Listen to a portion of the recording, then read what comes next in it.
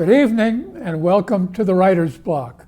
I'm your host, John Ronan, and as you know now, because we are kicking off tonight the 34th season, I talk to writers about their craft, what they're working on, what they've accomplished in the past, what they're planning for the future.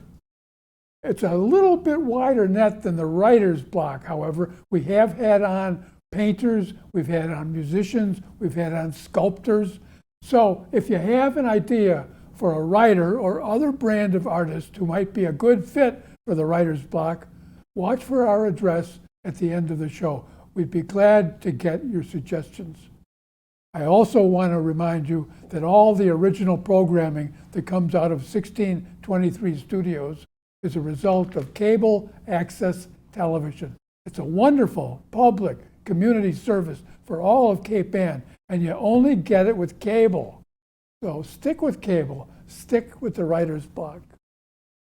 I'm really happy to say tonight, for our kickoff show of the season, we're going to have, as we have had for a number of years in the past, the student poet winners of the Poetry Without Paper contest that's run every spring by the Sawyer Free Library.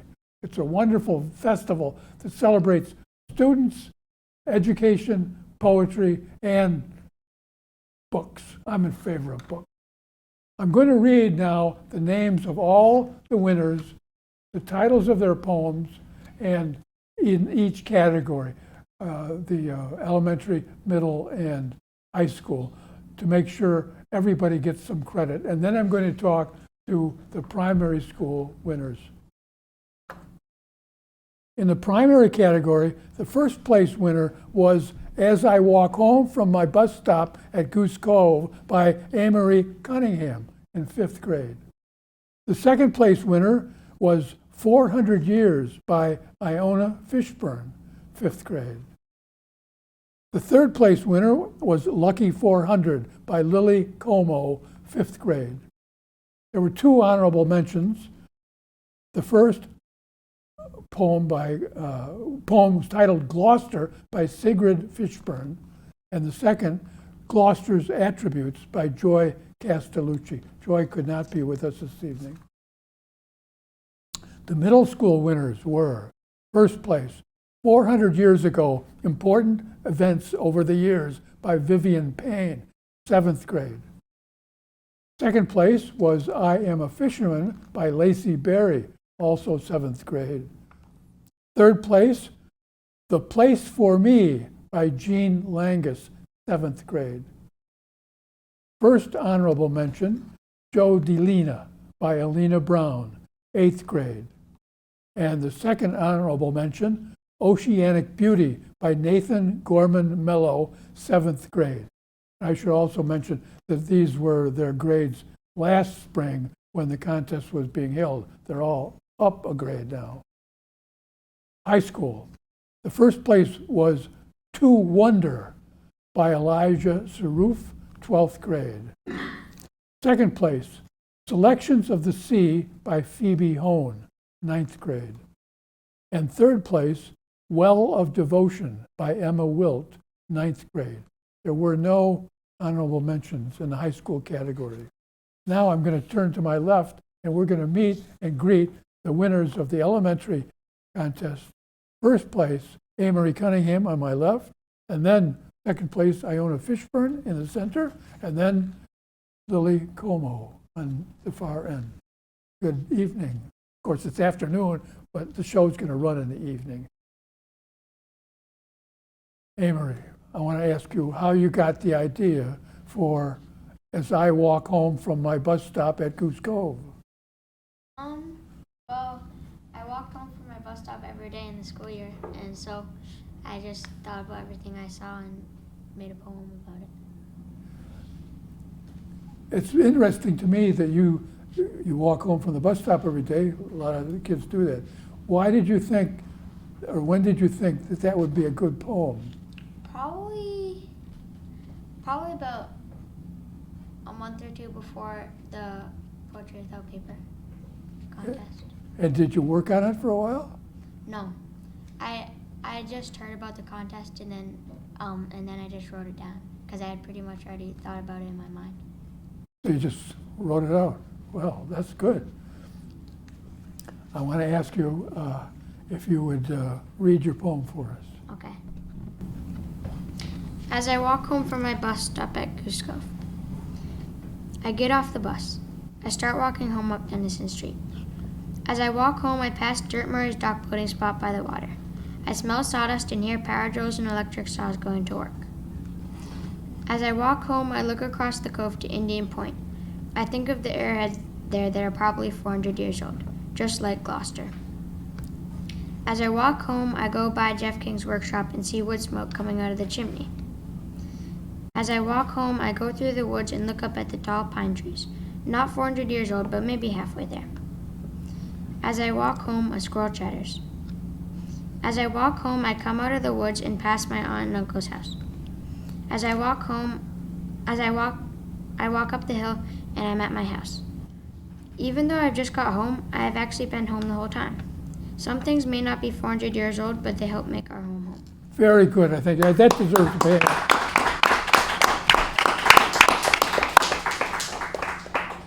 After I read that poem, I wanted to go where your bus lets you off and then take the same walk and look by all these places and see what Dirt Murray's doing and what Dennison Street looks like. That's a very nice poem. Are there any teachers you remember who kind of encouraged you to write poems or encouraged you to write anything? Well, the year before last year in 4th grade, Miss Gaffidi had us write poems. Miss Caffini? Mm-hmm. Let's hear it from Miss Caffini, okay? Teachers deserve a lot of praise they don't get. Thank you very much, Amory. I want to come back with some questions, but first I want to talk to Iona and Lily. Iona, where did you get the idea for your poem, 400 Years?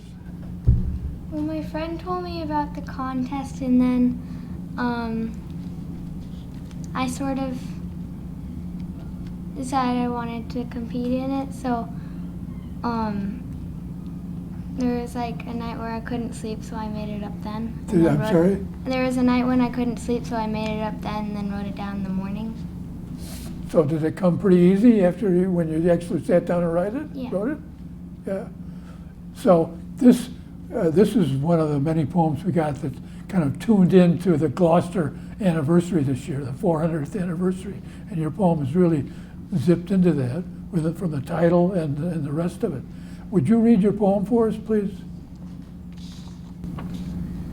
Gloucester's pretty great. I hope that's enough bait to pull you in and celebrate the wonderful year that's come. 400 years of fish, 400 years of fun, 400 years of lobster, 400 years of love, 400 years of clams, 400 years of creativity, 400 years, 400 years, 400 years has come. Very nice, thank you.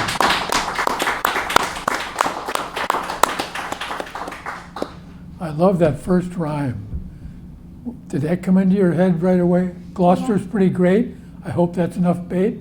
Yeah, that was sort of, I came up with that part first and then I needed more, so I asked what was most famous about Gloucester. And Have you read that poem other places? Did you read it at school or did you read it at the ceremony? yeah, but besides in my head, not really anywhere else, except for if people asked me about it. Is there a teacher who encouraged you to write or read that you can think of? Well, first I encouraged myself, and then all my teachers encouraged me to do more, so. Can you think of one, you said? My 4th grade teacher, Miss Cormier, and my 5th grade teacher, Mrs. Owls. What was your 4th grade teacher again? Miss Cormier, Miss Cormier, and your 5th grade teacher? Mrs. Owls. Let's hear it for them, okay? I hope all the teachers see these shows, or see this show. Now, we can turn to the 3rd place winner, Lily Como, who was in 5th grade. Now you're in 6th grade. Lily, can you tell me how you got the idea for this poem, Lucky 400?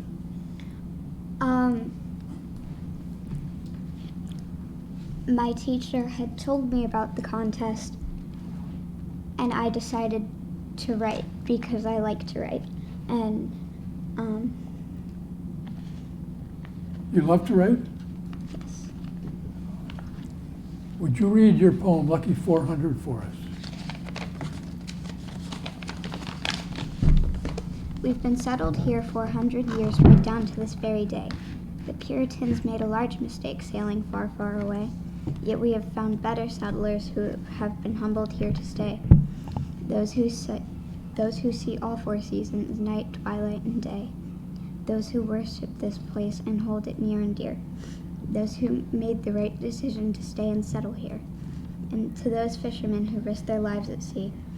That is what this city stands for, and there is nowhere else to be. Thank you very much.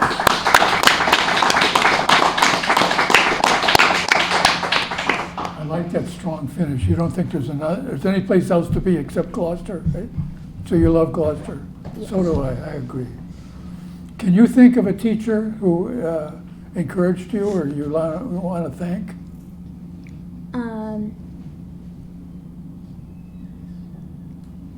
Miss Scafidi, my 4th grade teacher. The same teacher that Amory mentioned? Yes. Oh, let's give her applause again.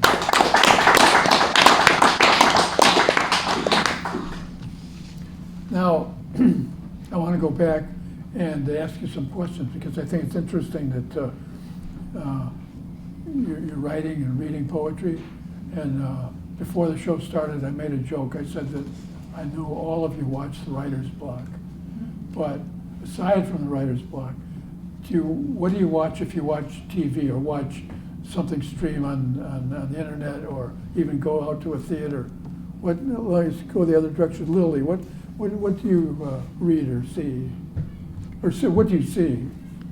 I like to see plays. Sometimes I'll watch videos of certain plays, and sometimes I'll Watch what? What was that title? Watch what? certain plays. Okay. Do you ever go to the movies? Yeah. What do you see? Can you think of any movie you saw?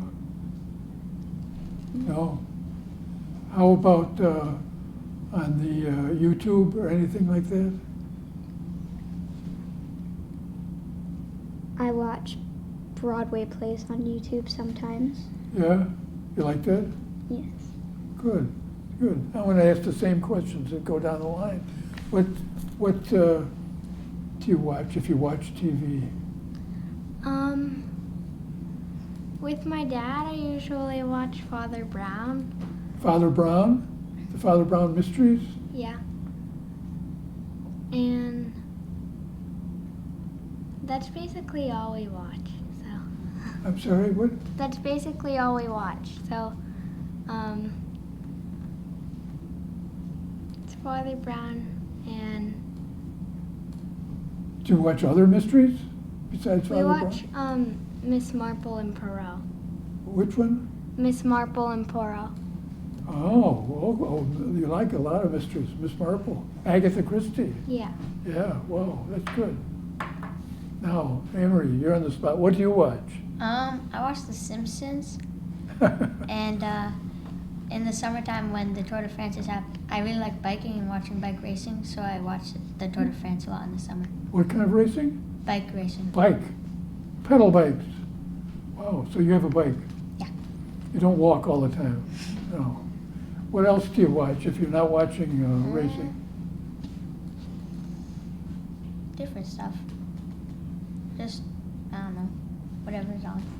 Do you go to the theater? Not much. See a movie? Sometimes, but not really much. Yeah.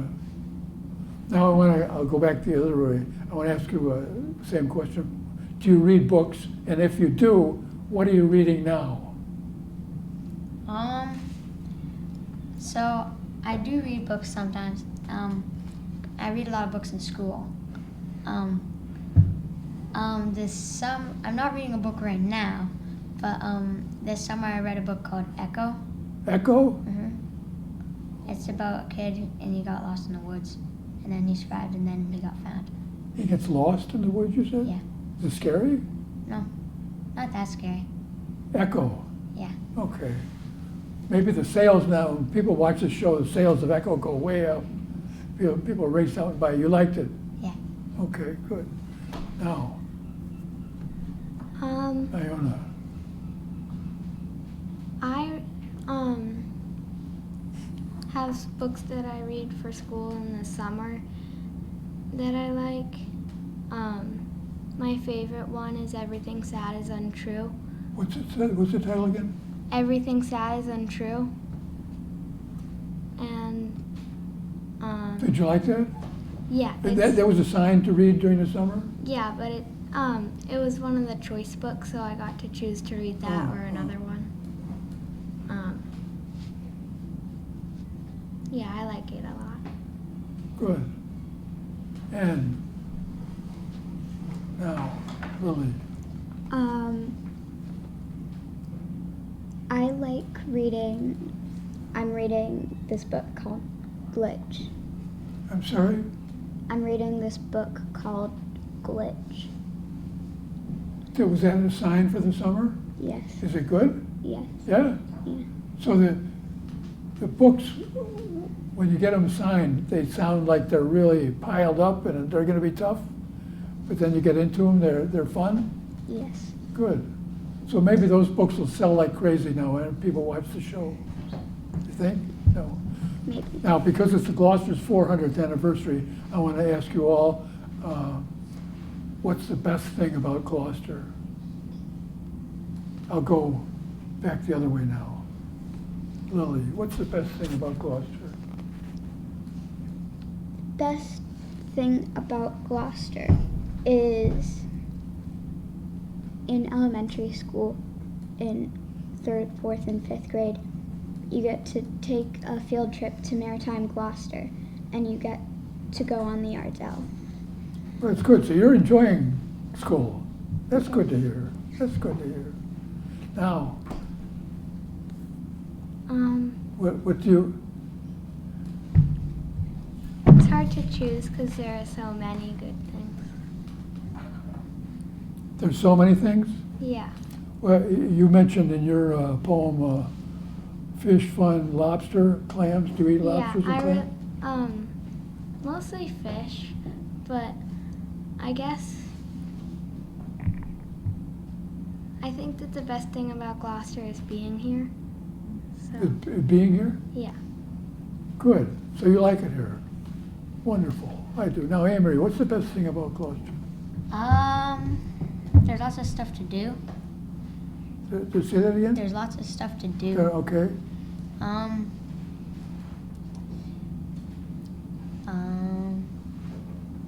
I like being here. You could be in the woods and you can be in the ocean. And in 2 minutes. Yeah. Right. Good, good.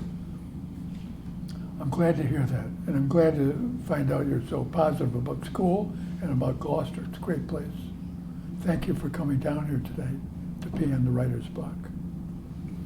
Those are I'm on the camera here. Those are the winners for the elementary school, and we've had a good conversation with them. We're now going to meet the winners of the middle school and have a conversation with them. I'm going to ask the elementary winners to go back and sit with their families now. You can tell we have an audience. The families are here. And I'm going to ask the middle school winners to come up and sit in the same chairs. Vivian Payne and Lacey Berry and Alina Brown.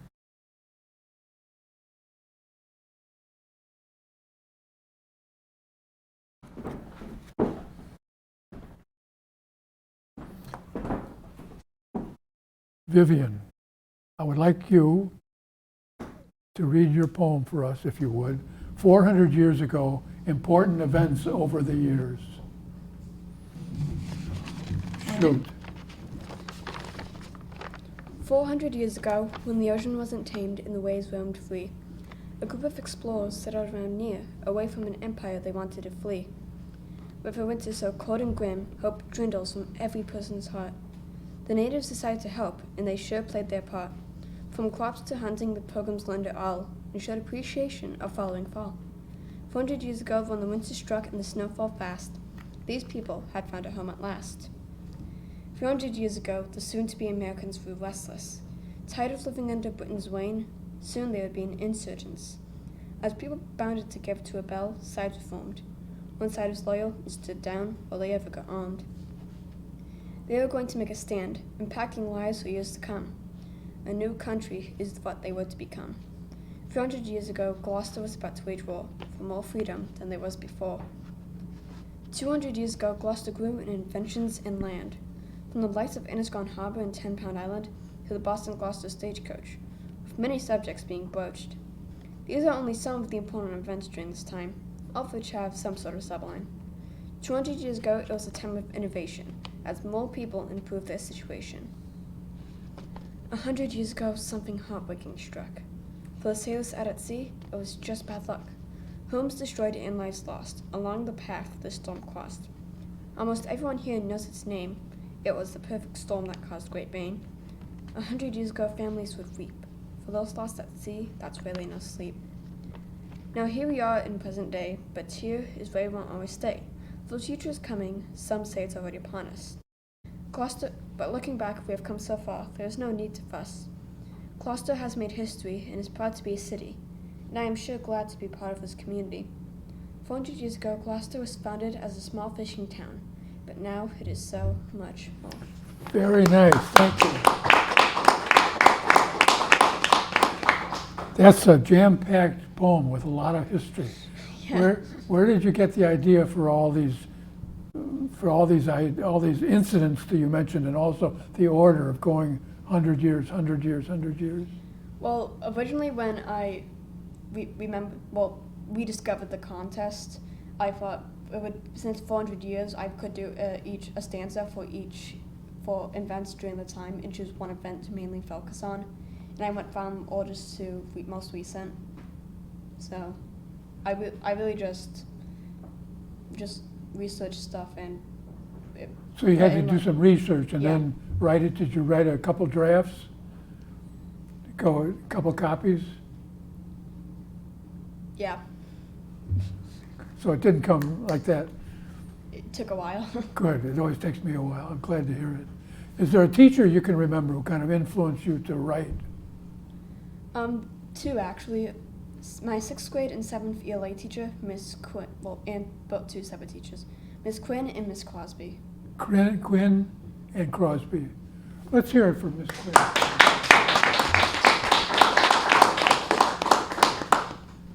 Thank you. Now I would like to go to second place, Lacey Berry, and ask you to read your poem, I Am a Fisherman. I am a fisherman. I wonder if the serpent will be seen again. I hear the waves crash of our 19 or more beaches. I see some of the most famous fishing boats appear at the docks. I want to continue my family legacy on the water. I am a fisherman. I pretend to be the brave people sailing the ocean. I feel proud because of my family's accomplishments at sea. I touch family ashes in Dogtown. I am a fisherman. I understand the way this city runs. I say words with my city slang. I dream my hometown never changes. I try to advocate and be a leader for my peers and fellow citizens. I am a fisherman. Very nice. So I'm really interested in the idea for this poem, that you wanted to take on the identity of a fisherman. When did that occur to you? So actually, this was a school assignment to enter a poem into the contest. And so I was sitting in my ELA classroom and I was wondering what to write about. And then I figured out I could base it off of a poem we had to write earlier in the year that had the same structure as this poem, but I just changed it up to be about Gloucester. So was the same structure, meaning the repetition of a line? Yeah. I am somebody, I think that's very powerful. and it comes, you slam it and slam it. Every line begins with I, and the line I am a fisherman becomes very, very, very strong. And can you name a teacher? So Yeah. I actually had a lot of support from my teachers, but if I could name two, it would be my 7th grade ELA teacher, Miss Crosby, and actually my health teacher that I've had in 6th and 7th grade. He was always encouraging me to keep writing. He actually, Good. was very supportive. And who is that? His name is Mr. Eppel. So, Miss Crosby and Mr. Evers? Mr. Eppel. Apple. Let's hear it for Mr. Crosby.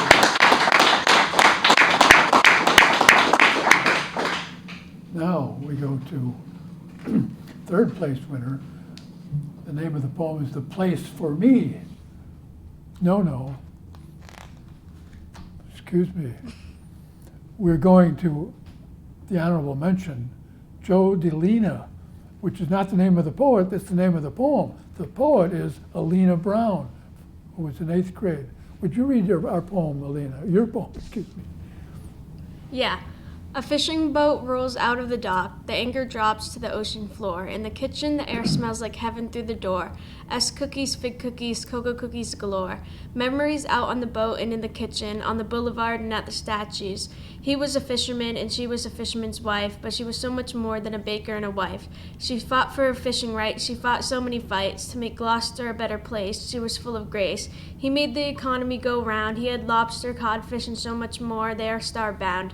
Joe and Lena Novello were the stars of Gloucester. Put them on the starting roster. Joe Di Lena per sempre. Joe Di Lena fino alla fine di tempi. Thank you very much. Now, where did you get the idea for this poem? Well, Joe and Lena Novello are actually my great-grandparents, Ah. and they were like an important part of Gloucester's history because Joe Novello was like a famous fisherman in Gloucester, and Lena Novello was like a baker in Gloucester, but she was on Good Morning America once actually, fighting for fishing rights and against like oil in the ocean. So both of them like were very important figures in Gloucester history. Well, that's very, very interesting. Your great-grandparents. Yeah. So you didn't ever know them? No, but they are important parts of my family. Yeah. And you have pictures in the house, I bet. Yeah. Yeah, wonderful. It's a very, very nice poem, very touching. What does the Italian say at the end of their poem? So it's Joe Di Lena forever, Joe Di Lena till the end of time. Till the end of time. Very good, thank you. Are there any teachers you can remember who encouraged you to write?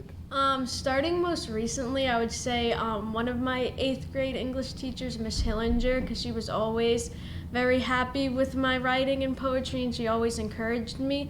But also some of the other teachers who like supported me during like my writing journey would be Miss Quinn in 6th grade, Miss Scafidi in 4th grade, and then Miss Camo in 3rd grade.